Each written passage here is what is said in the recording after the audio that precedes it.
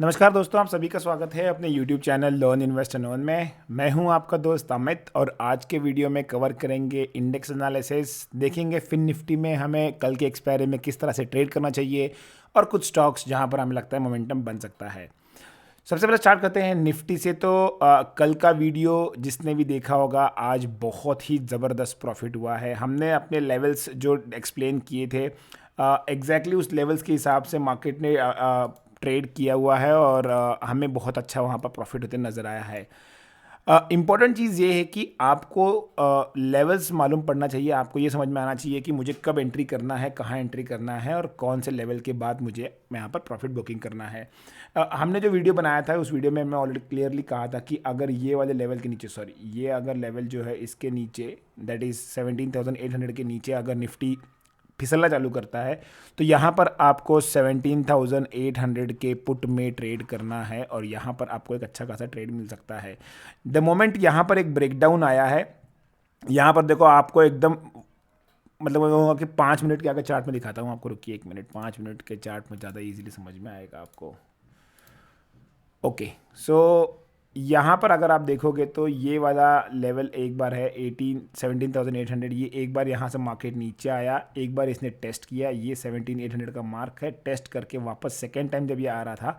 सो यहाँ पर एक कंफर्मेशन मिल रहा है कि अब ये ब्रेकडाउन कर रहा है, प्राइस एक्शन फॉर्म हो रहा है। प्राइस एक्शन के हिसाब से काफ़ी अच्छा प्राइस एक्शन फॉर्म हो रहा था। तो जैसे ही यहाँ पर एक ब्रेकडाउन आया है, आप देखिए 1 2 3 4 5 6 रेड कैंडल लगातार बनी हुई है। मतलब आधे घंटे के अंदर अंदर आपको यहाँ पर करीब करीब 70 टू 80 पॉइंट्स मिल गए। 70 to 80 points the moment 17,800 was broken it, आपको यहाँ पर 70 से 80 पॉइंट मिल गए हैं। अगर आपने एट द मिनट भी ट्रेड किया होगा तो आपको यहाँ पर 40 से 50 पॉइंट्स आराम से मिल गए होंगे। अब देखिए यहाँ पर ये बेनिफिट होता है कि अगर आप प्रॉपरली ट्रेड करोगे तो आपको वहाँ पर मार्केट मौका देगा।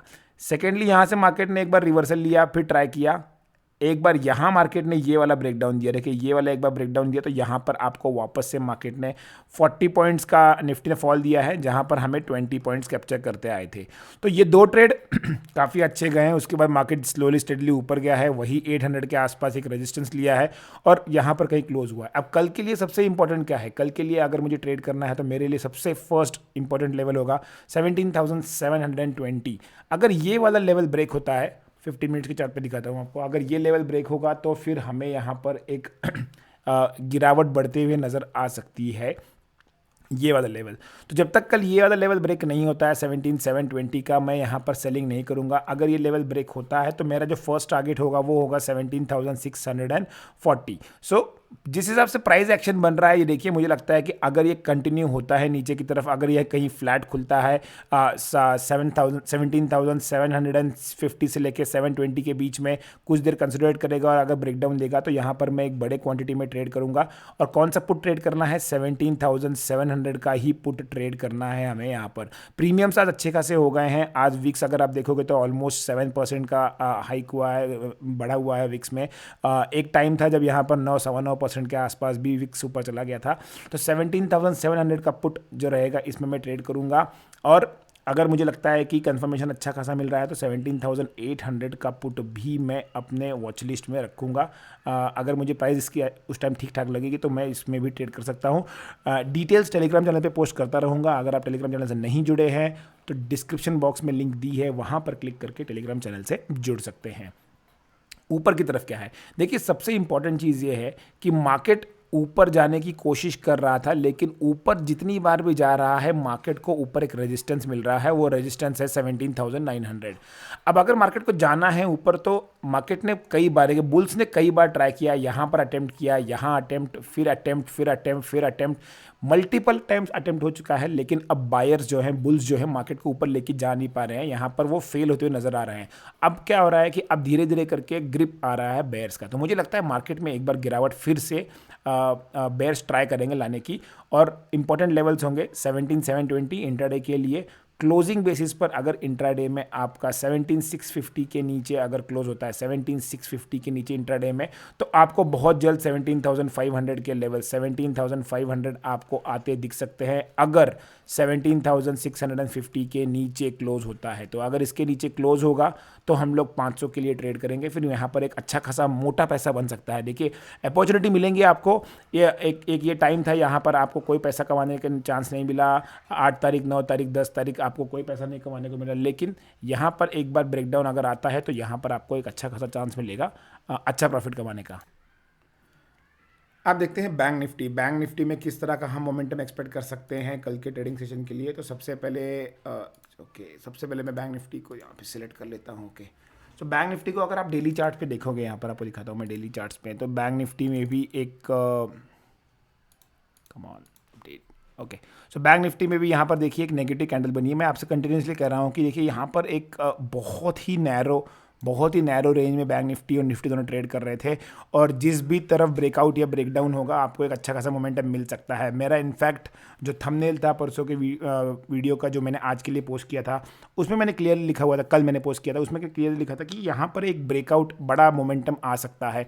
मैं अभी भी बहुत ऑप्टिमिस्टिक हूँ कि यहाँ मुझे लगता है कि एक बार एक बड़ा मोमेंटम मिलेगा और ऑप्शन बायर को एक बार यहाँ पर अच्छा खासा पैसा कमाने का मौका मिलेगा।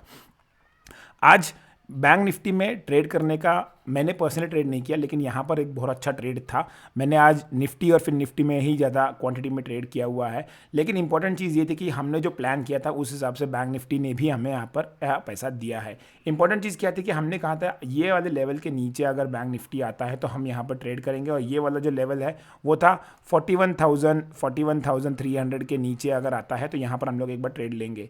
हालांकि ये एक अच्छा खासा फॉल था जो हमने मिस किया, लेकिन यहाँ पर देखिए एक बार जब रिट्रेसमेंट होकर सेकेंड टाइम अटेम्प्ट कर रहा था तो यहाँ पर आपको एक बार एक चांस मिला होगा। हालांकि उतना क्लियर कट फॉल नहीं था जितना निफ्टी में था, इसलिए मैंने आज बैंक निफ्टी को ट्रेड नहीं किया है।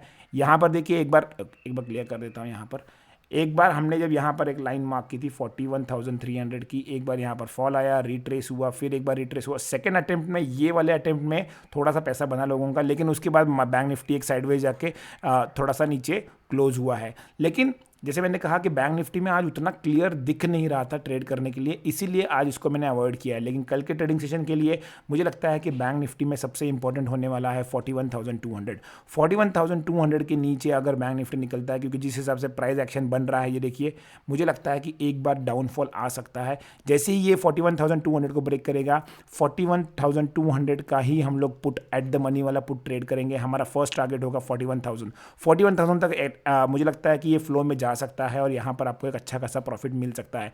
ऊपर की तरफ मैं फिलहाल ट्रेड नहीं कर रहा हूँ, कोई सोच नहीं रहा हूँ, क्योंकि ऊपर की तरफ अगर मैं एक ट्रेंड लाइन बनाता हूँ तो देखिए ट्रेंड लाइन से अगर जाता है तो मार्केट में सबसे पहले यहाँ पर रेजिस्टेंस आएगा 41,400 और 41,500 के आसपास। अगर मैं ऑप्शन राइटिंग भी देखता हूं तो कॉल राइटर्स अब काफ़ी हावी हो रहे हैं यहाँ पर, और मार्केट को एक बार वो नीचे पुश करने का ट्राई कर रहे हैं। तो यहाँ पर देखिए वो वैसे वही बात कहना चाहूँगा कि बहुत चांसेस मिले हैं बुल्स को मार्केट को ऊपर ले जाने के लिए, लेकिन जिस हिसाब से कंसोलिडेशन हो रहा था, जिस हिसाब से मार्केट साइडवेज जा रहा था, लग रहा था कि मार्केट कोई एक साइड मोमेंटम देगा। अब बस कल हम लोगों को देखना है कि मार्केट हमें कितना प्रॉफिट बना के दे सकता है, कितना हम यहाँ पैसा कल कमा सकते हैं, क्योंकि इंपॉर्टेंट चीज़ है मार्केट अब आपको सिग्नल दे रहा है तोड़ने का एक इन एनी वन डायरेक्शन, और यहाँ पर आपको अच्छा खासा एक मोमेंटम मिल रहा है। तो मैं वेट करूँगा इस लेवल को ब्रेक करने की, इस हॉरिजॉन्टल लाइन को, जो ट्रेंड लाइन है, इसको ब्रेक करने की। उसके बाद जो मेरा फर्स्ट टारगेट होगा वो होगा 41,000, और फिर अगर यहाँ पर भी मार्केट रुकता नहीं है, नीचे जाता है, तो जो ये वाला स्विंग लो है, ये वाला स्विंग लो है यहाँ पर, ये देखिए यहाँ तक मुझे लगता है मार्केट आ सकता है। तो नज़र बना के चलना है, यहाँ पर आपको चांस मिल सकता है। अब इंपॉर्टेंट चीज़ है, कल है फिन निफ्टी, तो फिन निफ्टी कल है एक्सपायरी, यहाँ पर भी हम लोग कल ट्रेड करेंगे। आज फिन निफ्टी में मैंने डाला हुआ था कि हम लोग यहाँ पर ट्रेड कर सकते हैं, बहुत अच्छा हमें यहाँ पर ट्रेड सेटअप मिला हुआ था, और ये डिटेल ऑलरेडी मैंने पोस्ट की हुई थी। मैं आपको चार्ट दिखाता हूँ यहाँ पर, ये देखिए मैंने ऑलरेडी टेलीग्राम पे पोस्ट किया हुआ था कि ये लेवल के नीचे फिन निफ्टी में मैं बेरिश रहूँगा।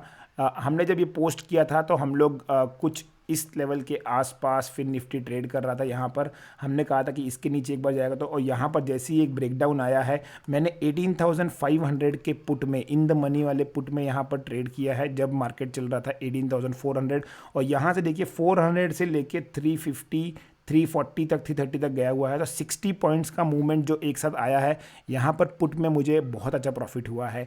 हालांकि यहाँ से एक अच्छा सा रिवर्सल आया है जो हम लोग यहाँ पर ट्रेड नहीं कर पाए, लेकिन मुझे लगता है कि फिन निफ्टी में भी एक बार एक चांस आएगा। कल अगर ये 400 वाला लेवल वापस से एक बार ब्रेक करता है तो यहाँ पर मैं वापस से एक 18,500 का पुट यहाँ पर डेफिनेटली ट्रेड करूँगा। तो फिन निफ्टी नज़र बना के चलना है। मुझे लगता है कि यहाँ पर भी एक आपको अच्छा खासा चांस मिलेगा फिन निफ्टी में कल को ट्रेड करने का।